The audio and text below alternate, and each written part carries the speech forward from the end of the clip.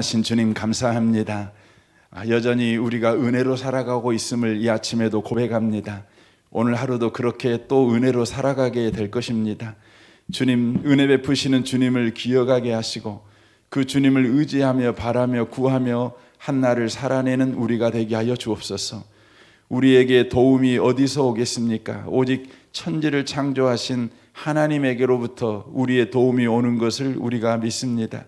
그 전능하시며 또 우리를 끝없이 사랑하시는 그 주님이 우리에게 때를 따라 돕는 은혜를 베풀고 있으니 오늘 또 담대하게 용감하게 하루를 살아가는 우리가 되게 하여 주옵소서. 염려와 근심으로 하루를 허비하지 않게 하시고 주님을 생각함으로 말미암아 오늘 하루를 온통 충만함으로 살아내는 우리가 되게 하여 주옵소서. 모든 영광을 주께 올려드립니다.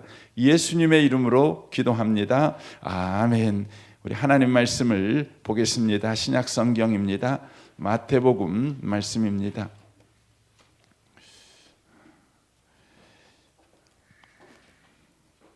마태복음입니다. 5장 말씀입니다.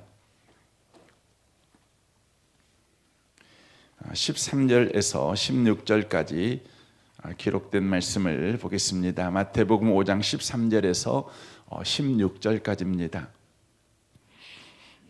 함께 기록된 말씀을 읽겠습니다. 너희는 세상의 소금이니 소금이 만일 그 맛을 잃으면 무엇으로 짜게 하리요?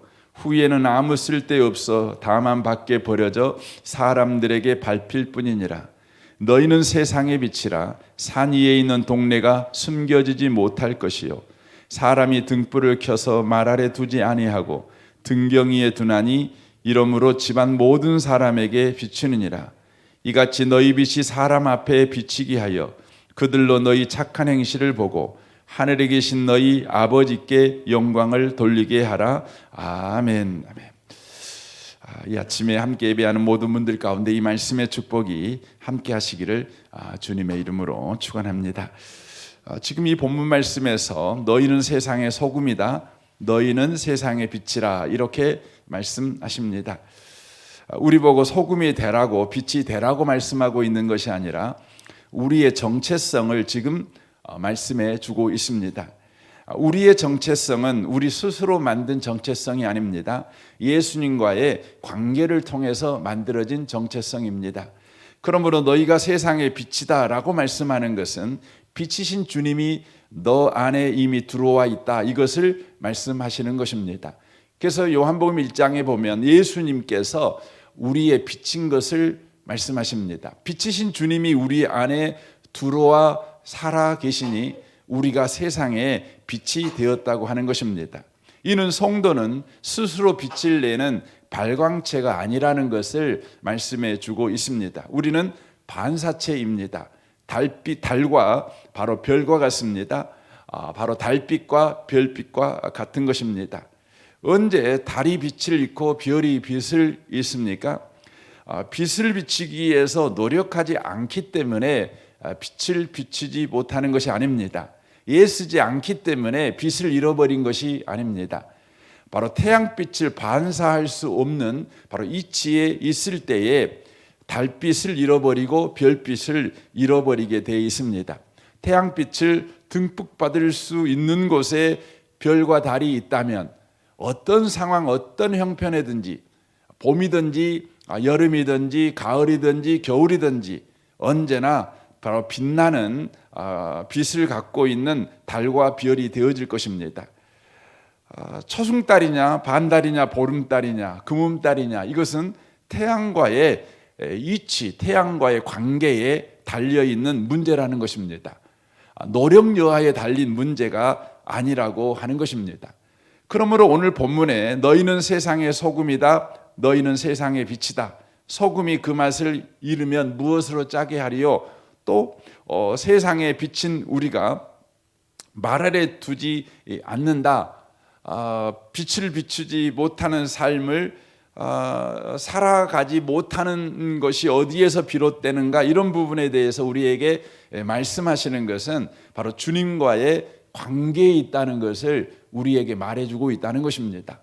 혹시 여러분들이 세상의 소금으로서 소금 맛을 내지 못하는 것 때문에 요즘 괴롭고 세상의 빛으로서 빛의 삶을 살아가지 못하는 것 때문에 요즘 괴롭다면 여러분이 노력을 덜해서가 아니라 주님과의 관계가 지금 바르지 않다고 하는 것을 우리가 기억하셔야 된다는 것입니다.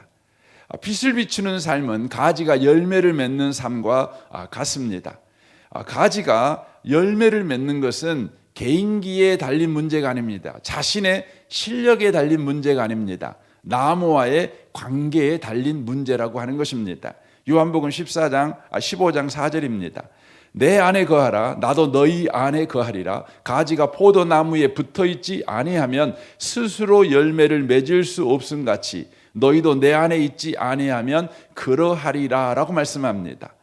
가지가 나무에 붙어있지 아니하면 스스로 열매를 맺을 수 없다는 것은 이 스스로 안에 너의 능력, 너의 학력, 너의 열심, 너의 헌신, 너의 부지런함 이게 다 포함되어 있는 것입니다. 붙어있지 아니하면 내가 가지고 있는 모든 유익한 것이 다 무용지물이 된다는 것을 성경이 말씀합니다. 나는 포도나무요 너희는 가지라. 그가 내 안에 내가 그 안에 거하면 사람이 이 열매를 많이 맺나니 나를 떠나서는 너희가 아무것도 할 수 없음이라 라고 말씀합니다. 내게 열매를 맺을 수 있는 유용한 능력이 설령 없을지라도 아무 상관없다는 것입니다. 나무에게 그 모든 것이 있기 때문에 가지의 열매를 맺는 것은 단 하나의 조건, 곧 나무에 붙어 있느냐 붙어 있지 않느냐로 결정이 된다는 것을 성경이 말씀합니다. 사람이 내 안에 거하지 아니하면 가지처럼 밖에 버려져 마르나니 사람들이 그것을 모아다가 불에 던져 사르느니라. 나무에 붙어 있지 않는 가지의 운명은 명약관화하다는 것입니다. 그는 땔감에 불과하게 된다는 것이 성경의 증언이라고 하는 것입니다. 우리가 세상의 소금으로 세상의 빛으로 살아가는데 꼭 필요한 것은 우리가 노력하기 이전에 우리 안에 빛이신 주님과 바른 관계를 맺고 있는가, 소금이신 주님과 바른 관계를 맺고 있는가에 달려있는 문제라고 하는 것입니다. 여기 본문에서는 세상의 소금과 빛의 삶을 한마디로 말해서 내 이웃을 사랑하는 삶이라고 언급하고 있습니다. 그래서 17절부터 내가 율법이나 선지자를 폐하려 온 것이를 온줄로 생각하지 말라. 폐하려 온 것이 아니요 완전하게 하려 함이라 라고 쭉 이야기를 하십니다. 그러면서 사랑에 대해서 이제 언급을 하시고 계시는 것이죠. 그러니까 세상의 소금과 빛의 삶을 살아가는 것은 사랑하며 살아가는 삶인 것을 이야기합니다. 그런데 사랑하는 삶은 사랑을 하면 된다고 우리가 생각하는데 그렇죠. 사랑하는 삶은 사랑을 하면 되지요. 그런데 사랑하는 삶을 살아가는 것은 우리가 사랑하려고 애쓰고 노력해서 되는 것이 아니라 바로 사랑을 받는 삶을 살아갈 때만 가능하다는 것을 이야기를 하고 있는 것입니다. 바로 저와 여러분이 사랑의 잔고가 바닥나면 아무리 노력해도 사랑할 수 없다는 것입니다. 먼저 사랑의 잔고가 가득 차 있음을 확인해야, 가득 차 있어야 우리가 사랑을 할 수 있는 자가 된다는 것을 이야기하고 있는 것입니다. 그래서 사랑한다는 것은 신용카드를 쓰는 것과 같지 않습니다. 사랑을 한다는 것은 체크카드를 쓰는 것과 같은 것입니다. 신용카드는 여러분 내 통장에 돈이 없어도 먼저 쓰고 나중에 갚으면 되겠죠. 하지만 체크카드는 그렇지 않습니다. 예금된 한도만큼만 쓸 수가 있는 것이죠. 우리가 세상의 소금으로 세상의 빛으로서 내 이웃을 사랑하는 삶을 살아가는 것은 내 안에 사랑이 이미 있어야만 바로 가능한 일이라고 하는 것입니다. 그래서 요한일서 4장 7절에 이렇게 말씀합니다. 사랑하는 자들아 우리가 서로 사랑하자. 사랑은 하나님께 속한 것이니 사랑하는 자마다 하나님으로부터 나서 하나님을 알고 사랑하지 아니한 자는 하나님을 알지 못하나니 이는 하나님은 사랑이심이라라고 말씀합니다. 우리는 사랑을 하려면 사랑을 배워야 된다고 생각을 합니다. 사랑을 배워야 된다고 생각을 합니다. 그런데 성경은 우리에게 뭐라고 말하냐면 사랑은 배우는 게 아니랍니다. 사랑을 배워서 한다는 건 뭐가 전제되어 있냐면 내게 사랑할 힘이 있는데, 사랑할 능력이 있는데 그 능력을 바르게 쓰지 못하니까 바르게 쓰는 것을 배운다는 것이 사랑을 배운다는 것입니다.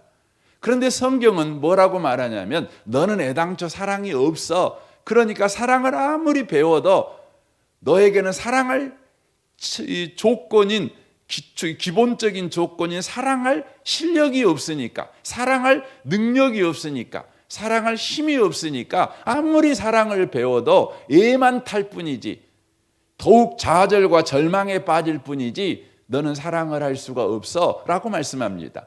그러면 우리는 어떻게 사랑할 수 있습니까? 성경은 이렇게 이야기를 합니다. 다시 한번 보겠습니다. 7절을 보십시오. 사랑하는 자들아 우리가 서로 사랑하자. 사랑은 하나님께 속한 것이니 사랑하는 자마다 하나님으로부터 나서라고 되어 있습니다. 하나님으로부터 배운다가 아닙니다. 하나님으로부터 나아야 됩니다. 나아져야 합니다. 그래서 하나님을 알고라고 되어 있습니다. 사랑하지 아니한 자는 하나님을 알지 못하나니 이는 하나님은 사랑이심이라라고 되어 있습니다. 여기에서 말하고 있는 것은 사랑을 배워야 사랑을 한다는 것이 아니라 우리를 사랑하시는 그 주님의 사랑이 우리를 사랑하는 사람으로 나아야 된다는 거예요. 하나님이 사랑이셔요. 그렇죠? 그러므로 하나님에게 낳음을 받은 하나님의 자녀는 뭡니까? 사랑의 아들이에요. 그렇죠? 하나님이 사랑인데 아버지가 사랑이면 그 자식은 사랑의 자식입니다. 아버지가 사랑의 DNA를 가지고 있어요. 그런데 그 자식을 낳으면 그 자식은 뭐가 되죠? 사랑의 DNA를 가진 자식이 됩니다. 그러므로 사랑을 하게 됩니다. 그래서 오늘 본문 말씀 16절에 이렇게 되어 있어요. 너희 빛이 사람 앞에 비치게 하여 그들로 너희 착한 행실을 보고 하늘에 계신 너희 아버지께 영광을 돌리게 하라라고 되어 있습니다. 갑자기 아버지가 등장합니다. 이게 왜 아버지가 등장합니까? 이것은 너희가 사랑을 할 수 있는 것은 하나님이 사랑이신데 바로 하나님께서 사랑으로 너를 낳아서 너는 사랑의 아들이야. 그러므로 네가 사랑함으로 말미암아 저 사람은 하나님 자식이네 이렇게 바로 인정을 받음으로 하나님께 영광을 돌린다라는 의미의 말이 되는 것입니다. 요한일서 4장 9절을 계속해서 보겠습니다. 하나님의 사랑이 우리에게 이렇게 나타난 바 되었으니 하나님이 자기의 독생자를 세상에 보내심은 그로 말미암아 우리를 살리려 하심이라. 사랑은 여기 있으니 우리가 하나님을 사랑한 것이 아니요 하나님이 우리를 사랑하사 우리 죄를 속하기 위하여 화목 제물로 그 아들을 보내셨습니다.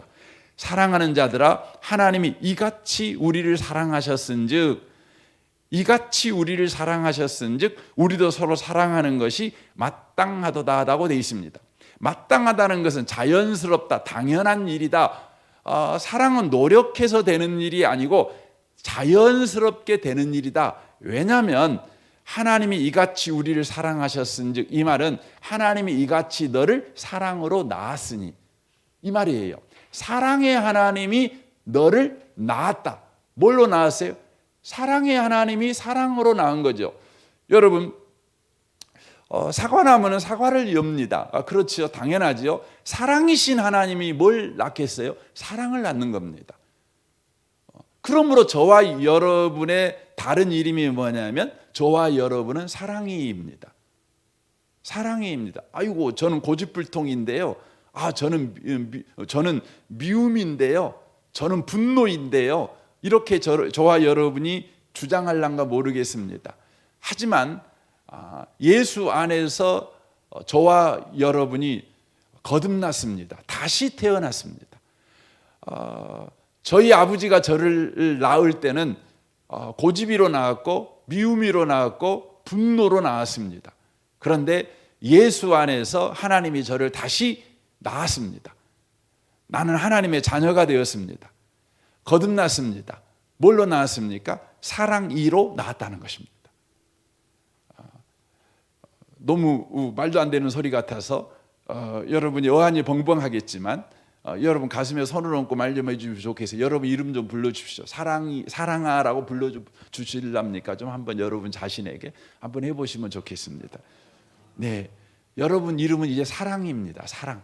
여러분의 새로운 존재, 여러분들의 생명이 뭐가 냐면 사랑입니다. 사랑. 예전에는 잿덩어리였어요. 그런데 이제는 우리의 사랑이 바로 생명이 사랑이 된 것입니다. 우리가 사랑을 하는 것은 하나님으로부터 우리가 나아졌기 때문에 그렇습니다. 사랑이 사랑을 낳는 것이죠. 생명이 생명을 낳는 것이죠. 이와 같이 하나님만이 사랑인데 그 사랑이신 하나님이 예수로 우리를 낳아버렸어요. 그러므로 우리가 사랑이에요. 그러므로 우리가 뭐 할 수 있는 것입니까? 사랑할 수 있는 것입니다. 우리는 세상의 소금입니다. 우리는 세상의 사랑의 빛입니다. 우리는 사랑하며 살아가야 합니다. 우리의 정체성은 언제나 우리의 노력으로 확인하는 것이 아니라 주님과의 관계에서 확인하는 것입니다. 예수님으로 우리가 새로운 피조물로 나아졌다. 사랑이신 주님이 나를 사랑으로 낳았다. 그러므로 하나님은 우리를 부를 때마다 너는 나의 사랑하는 자녀야 라고 늘 부른다. 나를 부를 때마다 사랑아 이렇게 부르신다. 이것을 저와 여러분이 기억하셔야 합니다. 신구약 성경에서 사랑이 참 많은 사람 두 인물을 꼽은다면 신약에서는 바울이고 구약에서는 모세입니다. 여러분 바울은 여러분과 제가 아는 것 같이 많은 시간을 전도 여행을 하며 다녔습니다.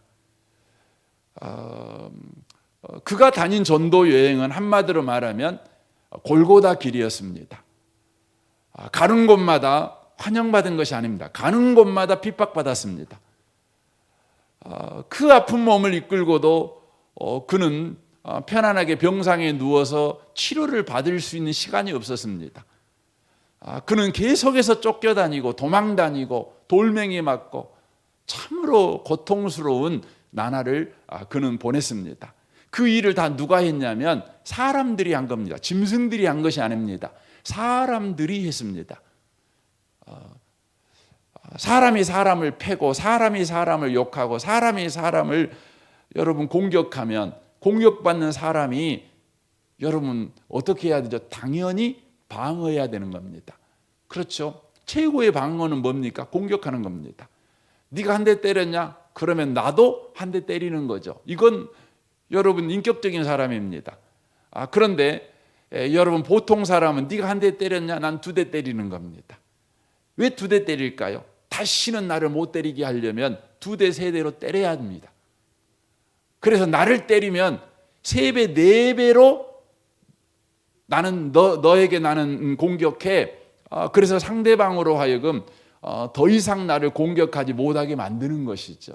이게 세상에서 저와 여러분이 다른 사람들한테 미움받지 않고 공격받지 않고 무시받지 않고 살아가는 방식입니다. 여러분 한 배로 갚으면 절대 여러분 여러분을 사람들이 무섭게 생각 안 합니다. 그냥 한 10배로 봐버려야 합니다. 그런데 바울은요 한 번도 그래 본 적이 없어요. 바울은 보복을 한 적이 없어요. 보복을 한 적이 없습니다.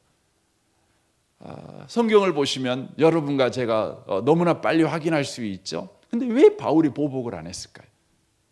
보복을 안 했을까요? 고린도후서 5장 14절을 보십시오. 그리스도의 사랑이 우리를 강권하시는도다. 우리가 생각하건대 한 사람이 모든 사람을 대신하여 죽었은즉 모든 사람이 죽은 것이라.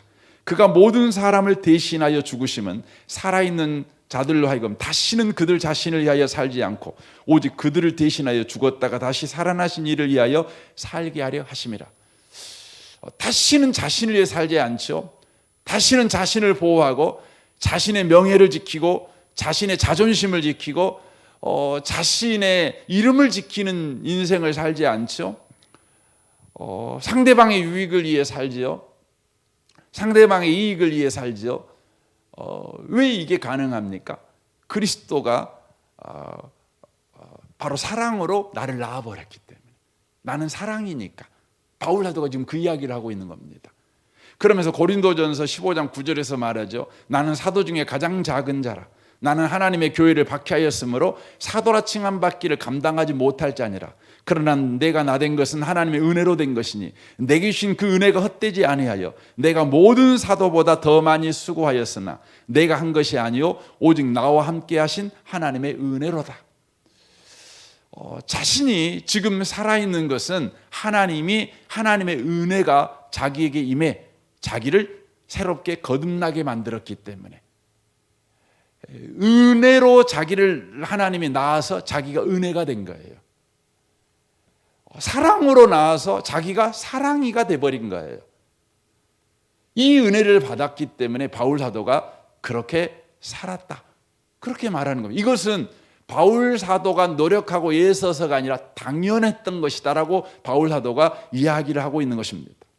여러분, 우리가 믿음으로 산다는 건 뭡니까?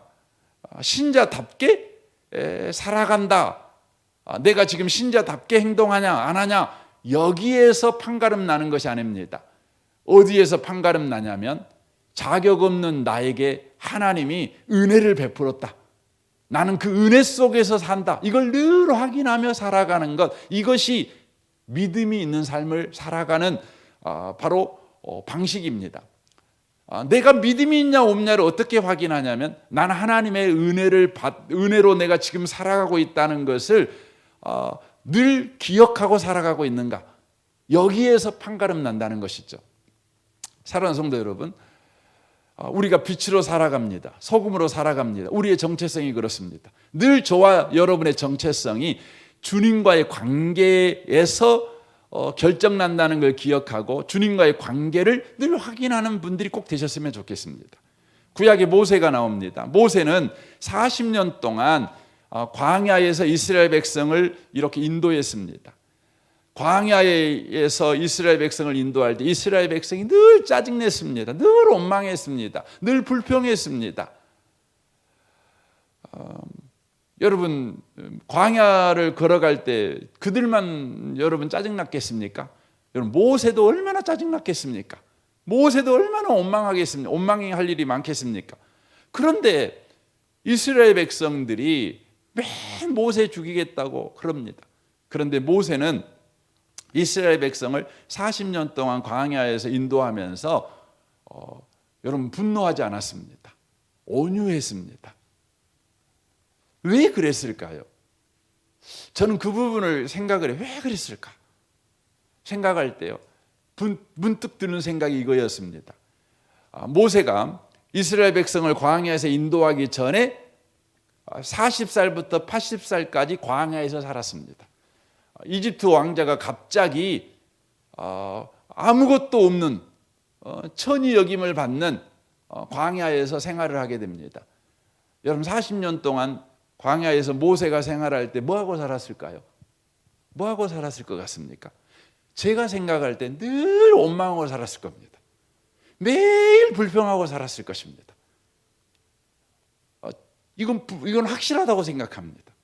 매일 그가 기도하고 경건 생활하고 안 그랬을 겁니다. 맨날 원망하고 불평하고 그랬을 겁니다. 왜 그걸 하냐면 이스라엘 백성이 40년 동안 광야에서 원망할 때요, 모세는 자기를 봤을 겁니다. 근데 모세가 40년 동안 그렇게 원망하고 불평하고 그랬는데 하나님께서요 곧바로 안 죽였어요. 그러더니 40년 딱 때가 차니까 하나님이 호렙산에서 모세에게 오셨어요. 원망하고 불평한 모세를 심판하려고 오신 것이 아니라 모세에게 오셔가지고 40년 동안 하나님이 원망하고 불평할 때 뭐 하고 계셨는지를 설명해 줘요. 뭐 했다고요? 난 아브라함의 하나님, 이삭의 하나님, 야곱의 하나님이다. 너 앞에 선 하나님은 너를 아브라함을 대하듯 이삭을 대하듯 야곱을 대하듯 너를 40년 동안 네가 원망하고 있을 때 너를 대해 주신 하나님이시다. 이렇게 말씀하셔요. 모세가 충격받은 거예요. 그러면서 이스라엘 백성을 애굽에서 구원해 내라. 너 애굽에 내려가. 그래서 애굽에 내려갑니다. 모세에게 의구심이 있죠. 내가 원망하고 불평할 때 하나님이 정말 나를 아브라함처럼 이삭처럼 야곱처럼 나와 함께 계시면서 나를 대해 주셨다는 거야? 이게 사실이야? 하나님의 말이 뻥 같은데? 이런 생각이 들었을 것입니다. 근데 하나님께서 애굽의 모세를 딱 데려가 가지고 정말 40년 동안 하나님께서 능력이 있음에도 불구하고 나를 멸망시키지 않고 여전히 너를 지키고 보호했다는 것을 내가 보여줄게 하고 무슨 일을 하냐면 10가지 재앙을 내리십니다. 여러분, 하나님이 능력이 많지 않습니까? 그러니까 한 방에 애굽을 굴복시키고 이스라엘을 끄집어낼 수 있어요. 그런데 하나님께서 10번이나 재앙을 내립니다. 근데 참 재미있는 말씀이 10가지 재앙을 내리는데 출애굽기 11장 10절에 보면 모세와 아론이 이 모든 기적을 바로 앞에서 행하였으나 여호와께서 바로의 마음을 완악하게 하셨으므로 그가 이스라엘 자손을 그 나라에서 보내지 아니하였더라라고 되어 있습니다. 하나님이 기어이 10번의 재앙을 내리시는 거예요. 한 번으로도 될 일을 모세의 마음을 하나님이 완악하게 만들어요. 왜 그랬을까요? 왜 그랬을까요? 이것은 하나님께서 지금 모세로 하여금 하나님이 누구인지를 가르치는 수업을 하는 거예요. 지금 가르치는 수업을 하는 거예요. 수업을 하는 겁니다. 10번의 수업을 하는 겁니다. 봐봐, 나는 전능해, 나는 능력이 많아, 나는 너를 사랑해, 너를 보호해. 이걸 10번이나 가르쳐 주는 겁니다. 가르쳐 주는 겁니다. 그리고는 시험을 봅니다. 네가 정말 내가 10번 재앙을 내렸는데 수업을 했는데 하나님이 누구신지를 네가 배웠는지 내가 시험하겠다 해갖고 어디로 데리고 갑니까?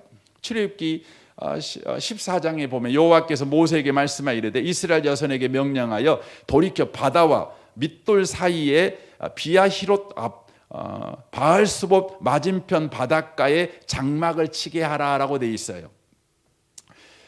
이게 뭐냐면 그래서 바로가 이스라엘 자손에 대하여 말하기를 그들이 그 땅에서 멀리 떠나 광야에 갇힌 바 되었다.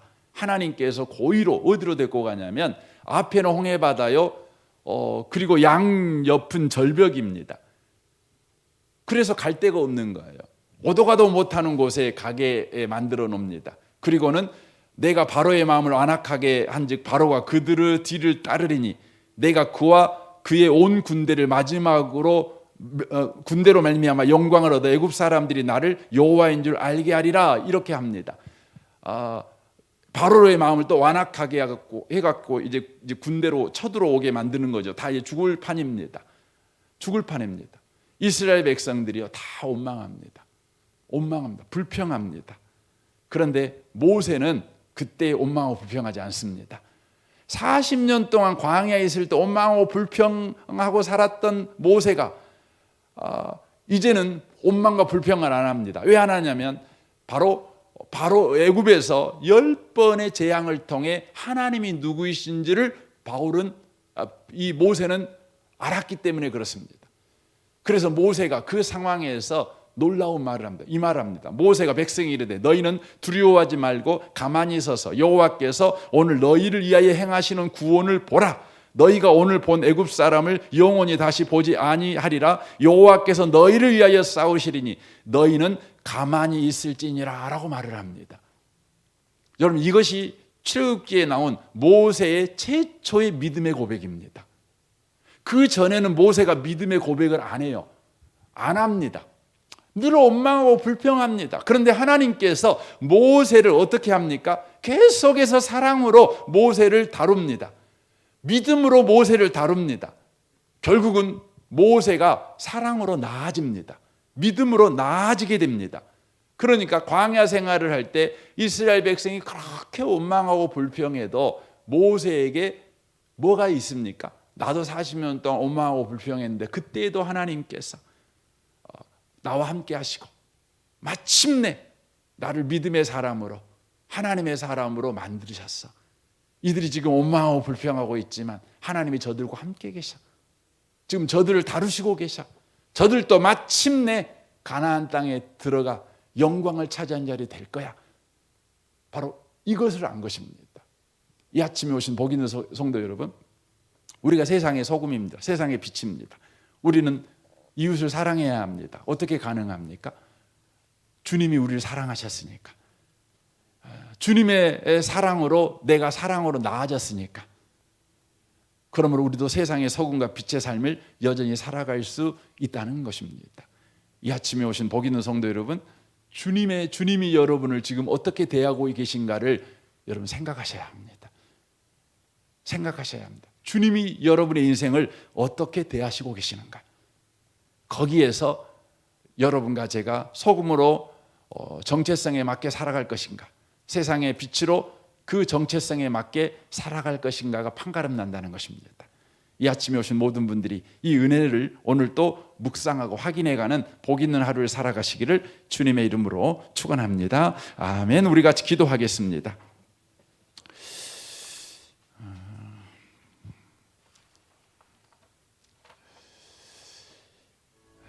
우리 주변에 원망한 사람도 많고 불평하는 사람도 많고 그렇죠. 그래도 우리는 그들을 사랑합니다.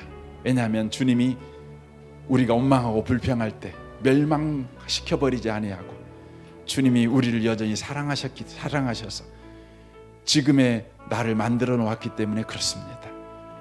주님의 은혜가 나를 이렇게 만들었습니다. 나를 은혜의 사람으로 만들었습니다. 이제 우리는 이웃을 향해서 은혜를 베푸는 삶을 살아가는 것이 마땅한 것입니다. 노력해서가 아닙니다. 다시 한번 주님이 나를 은혜로 대하심을 깊이 묵상해야 되는 겁니다. 주여, 이 아침에 주께 은혜를 구하옵나니 하루 종일 주의 은혜를 생각하는 은혜를 주십시오. 주님이 나를 어떻게 대하셨음을 기억하는 한날을 살아내게 하여 주옵소서. 여러분 가정을 위해 기도하시고 직장과 사업을 위해 기도하실 뿐만 아니라 교회와 또 우리 성도들을 위해서 기도해 주십시오. 이 나라와 이 민족과 북한과 열방을 위해서 또 선교사님들을 위해서도 기도해 주시면 좋겠습니다. 우리 좋으신 주님께 이 아침에 통성으로 구하겠습니다. 기도하겠습니다. 오 살아계신 하나님 아버지 감사합니다.